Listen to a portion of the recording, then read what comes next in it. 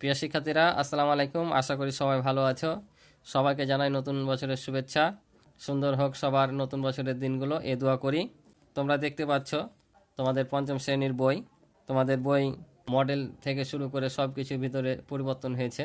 তোমাদের প্রশ্ন কাঠামোতে পরিবর্তন হবে। তো আমি এ পর্বে আলোচনা করব আজকে প্রথম অধ্যায়ের গুণ ভাগ প্রথম পৃষ্ঠার অঙ্কগুলো নিয়ে আলোচনা করব।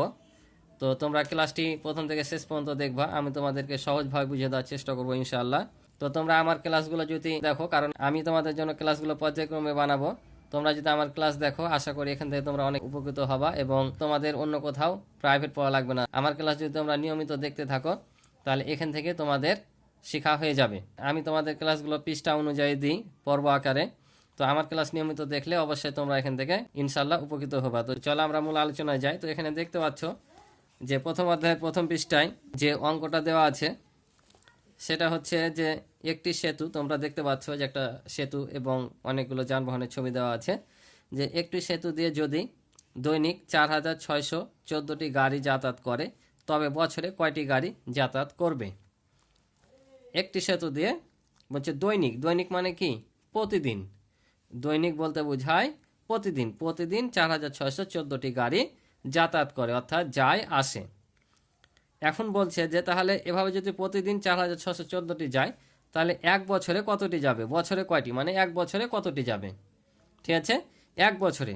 তাহলে দৈনিক বলতে একদিন বোঝাচ্ছে। তাহলে আমাদেরকে এ বছরটাকে কি করতে হবে, এটাকে আমাদের দিনে পরিণত করতে হবে। তো আমরা নর্মালি জানি কি যে এক বছর সমান 365 দিন। এক বছর সমান 365 দিন। তো এক বছর সমান 365 দিন যদি হয় আর একদিনে যদি 4614টি গাড়ি যায় তাহলে 365 দিনে গাড়ি কম যাবে না বেশি যাবে? তোমরা নিজের সেন্সে বলো তো নর্মালি কি হতে পারে এটা। একটা জিনিস মনে রাখবা, যদি একের মান দেওয়া থাকে আর অধিক মান চাই তাহলে জানবা এটা গুণ করতে হয়। কি বললাম, যদি একটি জিনিসের বা একটা কিছু সংখ্যার মান দেওয়া থাকে আর একের অধিক কিছু চাই, 2টা 10টা 1000টা, তখন জানবা সেটা গুণ করতে হয়। তার মানে এটা আমাদের কি করতে হবে, গুণ করতে হবে। তো চলো আমি তোমাদেরকে গুণও শিখিয়ে দেবো কিভাবে গুণ করতে হয়, যেহেতু গুণের অধ্যায় এটা। তার পরবর্তী পৃষ্ঠাগুলোতে আরও অনেক অঙ্ক আছে, তো এখানে তোমাদের আমি প্রাথমিকভাবে গুণ করার নিয়ম শিখিয়ে দেব। তো চলো আমরা অঙ্কটি করে দিই। তাহলে আমরা প্রথমে লিখে নেব যে আমরা জানি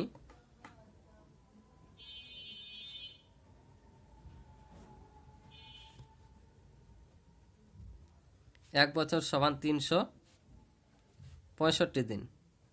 ঠিক আছে, এক বছর সমান 365 দিন। এখন লিখবো দৈনিক মানে কি একদিন। তাহলে একদিনে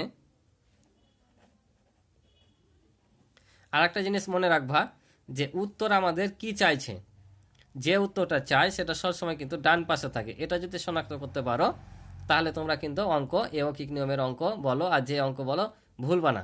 আগে শনাক্ত করতে উত্তর কি চেয়েছে, এখানে চেয়েছিল গাড়ির সংখ্যা, অর্থাৎ কয়টি গাড়ি যাতায়াত করে। এখানে গাড়ির সংখ্যা চেয়েছে। গাড়ির সংখ্যা যদি চাই তাহলে এটাকে কি করতে হবে, গাড়ির সংখ্যাটাকে ডান পাশে রাখতে হবে। ওই জন্য আমরা দিন রেখেছি বাম পাশে, গাড়ির সংখ্যাটাকে ডান দিকে। তাহলে একদিনে গাড়ি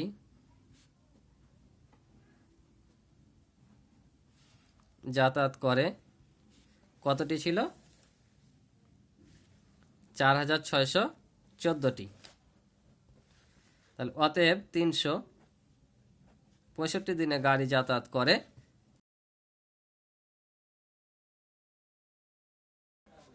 365 দ্বারা কি করব, গুণ করব এতটি। তো তোমরা চাইলে এখানে গুণটা করে দেখাতে পারবা।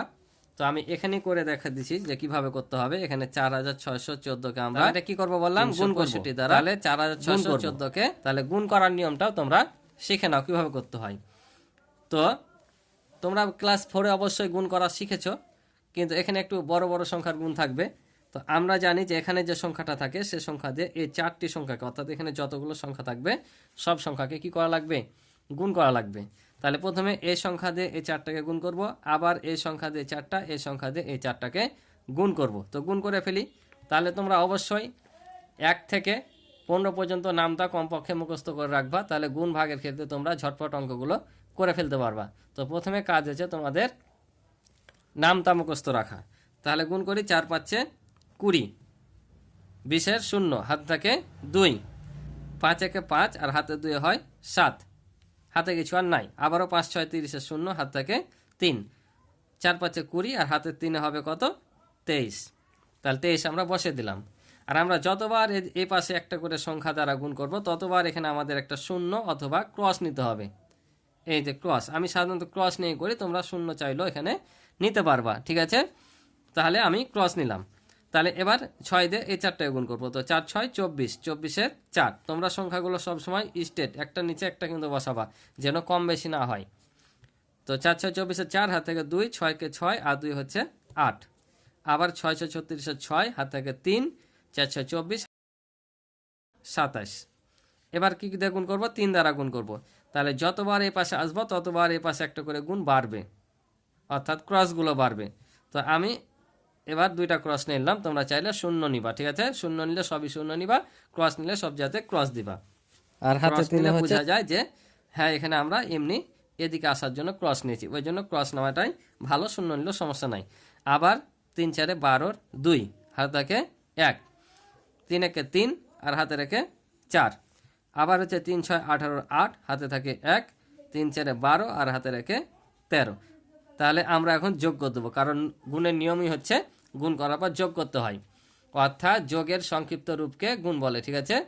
যোগের সংক্ষিপ্ত রূপই হচ্ছে গুণ। তাহলে এখন আমরা যোগ করি। তাহলে যোগ করলে কত হবে? 0, 7 আর 4 11, 1, হাত থেকে 1, 8 আর হাতে রেখে 9 আর 2 হচ্ছে 11, 11 1, হাত থেকে 1, 1 আর 3 4, 4 আর 6 10 আর 4 14, 4 হাত থাকে তাহলে কত? 1, 1 আর 2 3, 3 আর 7 হচ্ছে 10, 10 আর 8 18, 18 8, হাত থাকে 1, 5, 2 আর 3 5 আর হাতে রেখে 6 আর একটা নেমে যাবে। তাহলে আমরা কতটি পেলাম? এত পেলাম, অর্থাৎ একক দশক শতক হাজার অযুত লক্ষ নিযুত 16,84,110টি গাড়ি এক বছরে যাতায়াত করে। বুঝছো? তাহলে এখন আমরা এখানে লিখে দেবো যে অতএব বছরে 16,84,110টি গাড়ি চলাচল করে। এটাই হচ্ছে এই অঙ্কের উত্তর। আশা করি বুঝেছো। অঙ্কটি তোমাদের করে দেওয়া আছে, আমি আমার মতো করে সহজ করে করে দিলাম। এভাবে তোমরা করবে অঙ্ক, তাহলে সহজ হবে। এখন এখানে একটা বিষয় হচ্ছে যে তোমরা চিনে রাখো যে এখানে গুণ্য এবং গুণক কাকে বলে। তো এখানে আমরা যাকে গুণ করি, অর্থাৎ এই সংখ্যাটাকে বলে গুণ্য। তো আমি তোমাদের যা সেটা বোঝানোর জন্য লিখলাম, তোমাদের লেখার দরকার নাই। যে সংখ্যাটাকে আমরা গুণ করি তাকে বলে গুণ্য, যে সংখ্যাটাকে গুণ করি তাকে গুণ্য বলে। আর যে সংখ্যা দ্বারা গুণ করি তাকে গুণক বলে। আমরা 365 এটাকে গুণ করছি, তাহলে এটাকে বলে গুণক। আর গুণ্য আর গুণক গুণ করে যেটা পাই সবশেষে, এটা হচ্ছে গুণফল। গুণ্য আর গুণক গুণ করে যেটা পাই সেটা হচ্ছে গুণফল। আশা করি গুণ্য এবং গুণকের মধ্যে তোমরা বুঝতে পেরেছ। তো আজকে এ পর্যন্ত ছিল অঙ্ক। আশা করি তোমরা অঙ্কটি বুঝেছ। তো দেখা হবে পরবর্তী নতুন পর্বে।